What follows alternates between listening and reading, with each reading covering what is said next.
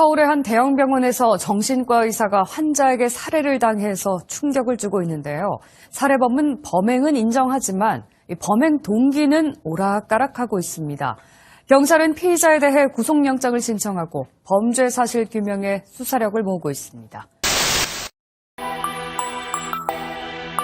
범인 안 씨는 2011년부터 조현병 치료를 68차례나 받았습니다. 최근 증상이 심해져 입원 치료가 필요한 상태였지만 본인이 원치 않아 아무런 손을 쓸 수 없었는데요. 병원, 동사무소, 검찰 등에 문의해도 방법이 없다는 답만 돌아왔습니다. 적절한 치료를 받지 못한 안 씨는 결국 방화, 살인을 저지르고 말았는데요. 가족들이 감당할 수 없는 이런 정신질환자를 대신 관리하는 공공 시스템이 필요해 보입니다. 여러분, 방금 전 영상 화면을 보고 어떤 생각이 드셨나요? 우리 사회에서 정신질환자는 여전히 두렵고 무서운 존재일까요? 정신질환은 누구에게나 발병할 수 있는 흔한 질병이지만 치료가 중단되고 그대로 방치될 경우 앞서 보신 뉴스들처럼 끔찍한 사고로 이어지기도 합니다. 분명 사회적 약자로서 도움이 필요한 대상이지만 치료 사각지대에 있는 정신질환자의 강력범죄와 함께 정신질환자 전반에 대한 우리 사회의 부정적 인식과 낙인이 더해지는 실정입니다. 그래서 우리는 더욱 고민에 빠지게 됩니다. 어떻게 하면 이 문제를 해결할 수 있을까? 근본적인 문제의 원인을 찾고 적극적인 해결책을 찾고자 국립나주병원은 변화를 시도하였습니다. 모두의 안전을 위해 지역사회가 뭉쳤다. 치료사각지대 정신질환자 지역사회 통합돌봄으로 사회 안전망을 강화하다. 국립나주병원은 지역 주민들과 정신질환자 모두의 안전을 위하여 나주시 경찰서, 소방서, 지자체, 보건소, 정신건강복지센터 등 지역사회 유관기관들과 함께 협의체를 결성하고 치료가 중단된 사각지대 정신질환자의 발굴을 위해 지역사회 통합관리 시스템을 구축하게 됩니다. 외부 협업기관에서는 치료가 중단된 환자들을 발견하게 되면 협의체를 통한 통합사례회의 진행과 함께 정신과 전문의를 비롯한 다양한 전문가의 자문을 통하여 효율적인 관리 방안을 모색하게 됩니다. 또한 자타의 위험이 높다고 판단될 경우에는 경찰 주도하에 소방서와 협력하여 국립나주병원에 응급입원을 의뢰함으로써 신속한 입원 치료가 진행될 수 있도록 합니다. 원내에서는 의사, 간호사, 심리사, 사회복지사 등 부서 간 적극적인 협력으로 환자의 입원에서부터 퇴원 이후 모니터링까지 지역 사회에서의 성공적인 복귀를 위해 지원하고 있습니다.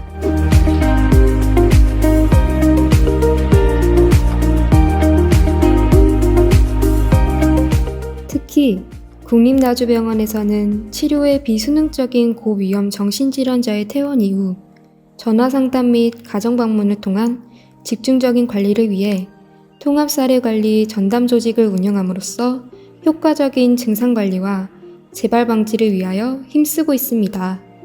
우리의 노력으로 어떤 변화들이 있었을까요? 먼저 정신질환자의 삶의 질 평가입니다.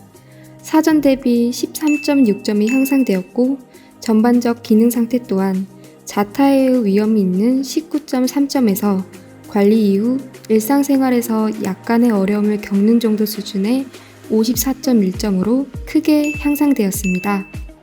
무엇보다 퇴원 이후에 재발하지 않고 지역 사회에서의 일상생활이 유지되고 있는 비율이 무려 94.2%로 우리 환자분들의 성공적인 일상 복귀와 증상 관리가 이루어지고 있습니다.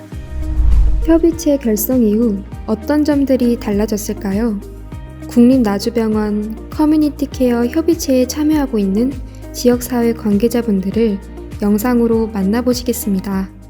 항상 느꼈던 것이지만 현장에 출동하면 119는 정신과 환자 이송을 위한 대기 시간이 보통 2시간에서 3시간 걸립니다. 응급 입원을 결정하는 기관에서 입원을 결정할 때까지 지체가 되는 거죠. 최근에는 교통사고를 낸 정신질환자를 힘들게 이송한 적이 있었어요. 횡설수설하고 폭력성까지 있는 환자인데 협의체에서 들었던 정신과적 응급상황 교육이 환자를 이해하고 설득하는 데 굉장히 도움이 많이 되었어요. 촘촘한 울타리를 만들어 정신질환자가 지역사회 내 일상생활을 유지할 수 있도록 돕고 지역사회와 함께 더불어 생활할 수 있도록 정신건강 서비스 체계를 강화하는 데 있어 큰 도움이 되었다고 생각됩니다. 우리 지역의 기초정신건강복지센터, 경찰, 119가 한자리에 모여서 서로 상황을 공유하고 적극적인 협조를 통하여 사각지대의 정신질환자에 대한 조기 대응이 가능하다는 점이 가장 큰 효과라고 생각합니다.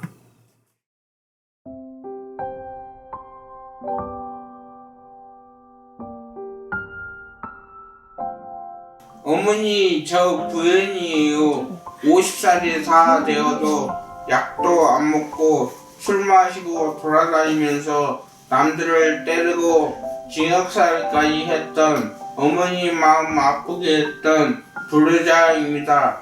사례관리자 선생님과 약속대로 약도 잘 먹고 담배도 줄이고 술도 끊고 잘하고 있습니다. 어머니, 이제부터 걱정하지 마세요. 징역도 안 살고 오랫동안 건강하게 어머니 모시고 살고 싶습니다. 나 그러고 살아야 돼. 이러고 나 살아야 돼. 이렇게 정신질환자는 두려운 존재가 아닙니다. 치료와 돌봄 속에 우리와 함께 살아갈 구성원입니다. 정신이 건강한 삶, 마음이 편안한 세상, 국립나주병원이 만들어가겠습니다.